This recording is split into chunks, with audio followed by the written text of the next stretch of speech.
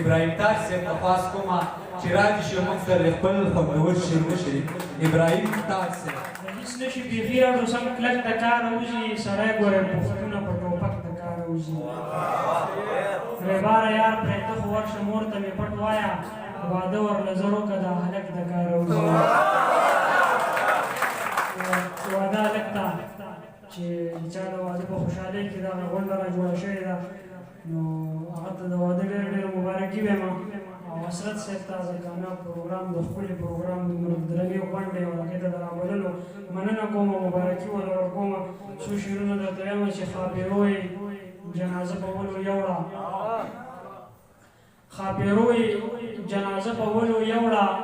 یو سړی په تعویذونو باندې مړ دی. خاپېرو یې جنازه په ولو یوړه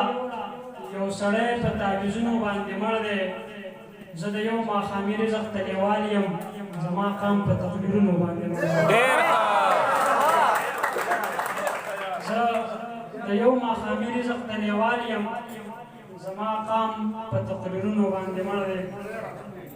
څو شعرونه درته وایم چې اوس به ژوندی ومه د چا په خوله به مړی نه وی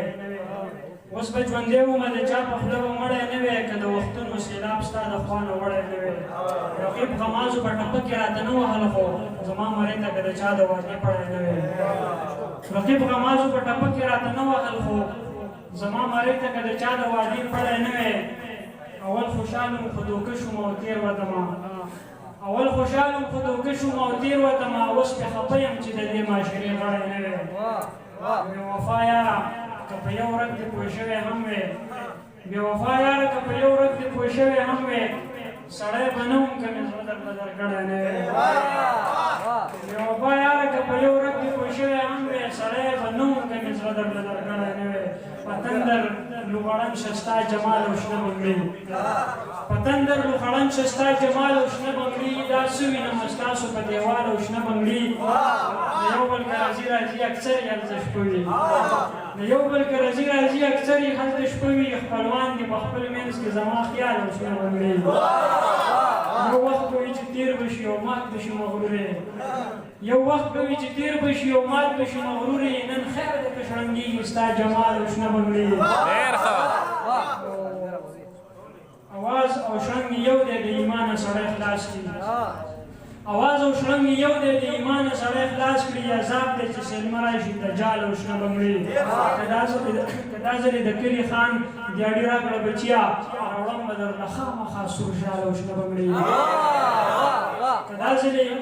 د کلي خان دیاړي راکړه بچیا راوړم به درله خامخا سور شال او شنه بنګړي. همزول ورته ویلې ښار ته تړی دی بنګړوله همزول ورته ویلې ښار ته تللی دی بنګړوله ویلې مړه ورکې شئ په سوال او شنه بنګړي. پلار همسا په لاس غلي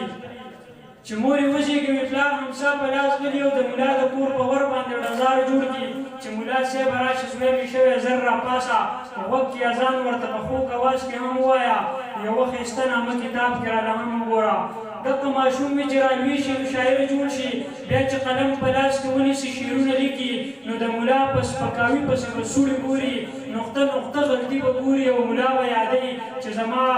ملک زما پښتو ملا برباده کړله د ملایانو دا فتنه د ځمکې لرې شوې نو هر خوا به امن خوشحالي شي او سکون به مومو. دغه شاعر وي چې یو ورځې مړ په کټ کې پروت وي بیا چاله چل د جنازې هم قدرې نه ورځي نو چل یې لالرې جنازه هم ورله ټک نه ورځي بیا په ملا پسې په منډو منډو کور ته لاړ شي چې ملا صاحب هله راشه جنازه پرې وکړه او دا بې لالچه بې رسه ملا زر منډې کړي او د دې شاعر په جنازه الله اکبر وایي چې د ملا نه جامې وباسې په ډام واچوي چې خپل ملا د ترقۍ په لار کې بند وګڼئ. شاعر وروره د پښتو ادب په دې ته وایي د سینما په لس ګزیزه شیشه هم وګوره د سینما په لس ګزیزه شیشه هم وګوره. یو اداکار ورته په لاسو کې ګیلاس اخیستی یوه لغړه جینۍ یو خوا بله بل طرف ته او دا پښتون د پښتنو جونو په منځ کې پروت وي. پښتنې نه وي خو نامه د پښتنو ورکوي د کوڅو وږي تږي خلک د پنجاب راولي او په نامه د پښتنو تور سرو ولګوي بیا کې جامې وباسي واچوي جنګي ورته د نوي نسل په ذهنونو باندې اور پورته کړي اخلاقیات او خیالات ورله مغرب کړي چې ورته ویې وروره دا مه کوه دا ولې کوې نو زر راپورته شي چې څوک یې او د کم وطن یې څه چې روان دی او دا څه چې کېږي څه چې کوو دا د پښتو ادب خدمت دی ته په څه پوهېږې زه چېرته ګرځم په کوڅو کې مرغوړې خرڅوم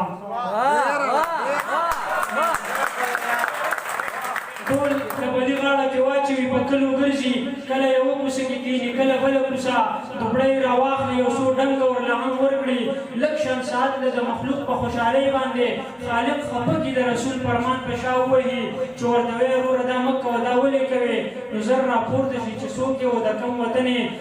څه چې روان دی او دا څه چې کېږي څه چې کوو دا د پښتو ادب خدمت دی ته په څه پوهېږې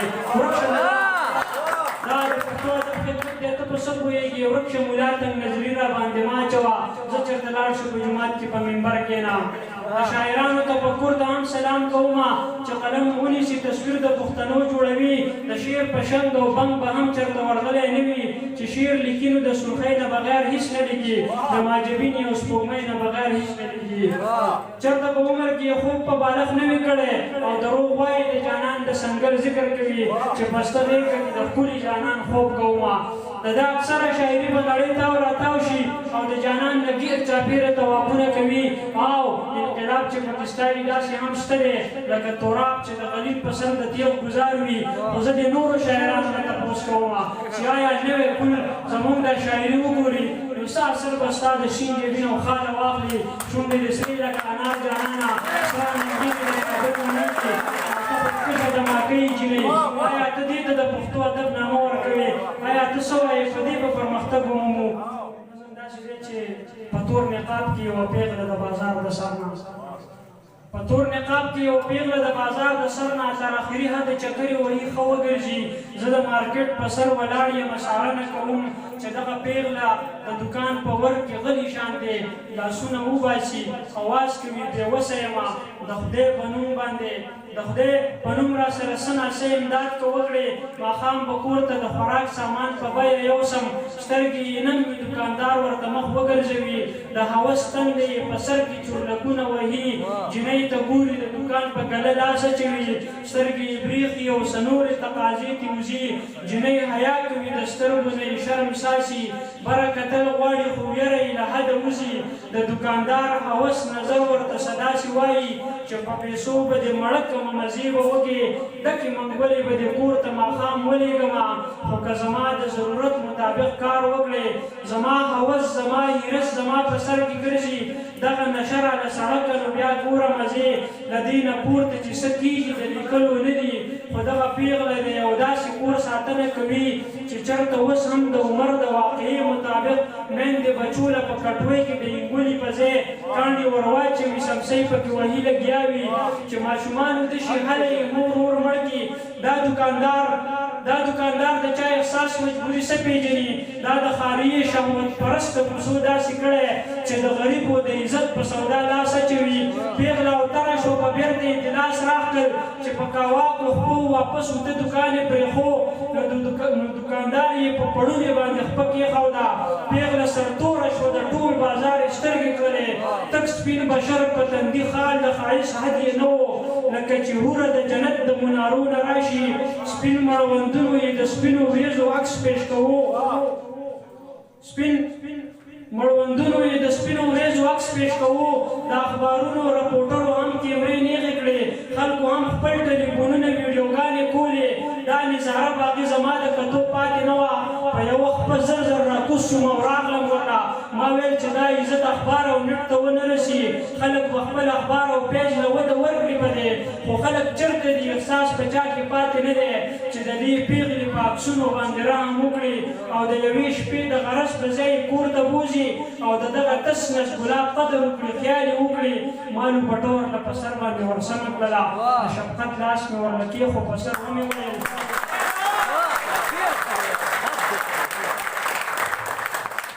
او د یوې شپې د غرض په ځای یې کور ته بوځي او د دغه تس نس ګلاب قدر وکړي خیال یې وکړي مالو پټه ورله په سر باندې ورسمه کړله د شفقت لاس مې ورله کېښو په سر ومې ویل زما بې وسه بې پردې او بې عزتې خورې وخت به راځي چې ستا د هر جبر حساب به اخلم دعا کوه چې مې د مټو زور قایم پاتې شي دعا کوه چې مې پالج وهلې خپسه نه شي که مې د دې ښار په غټانو سترګې تورې نه کړې که مې د دې بازار قصاب په غوښو موړ نه کو که مې د دې خلکو د لاسونه کاږه نه کړل درته که د ضمیر دا خریدار مې په سر ونه درول که مې د دې وطن په خاوره انقلاب رانوست بیا مې په مخ باندې راتوکه نه خدای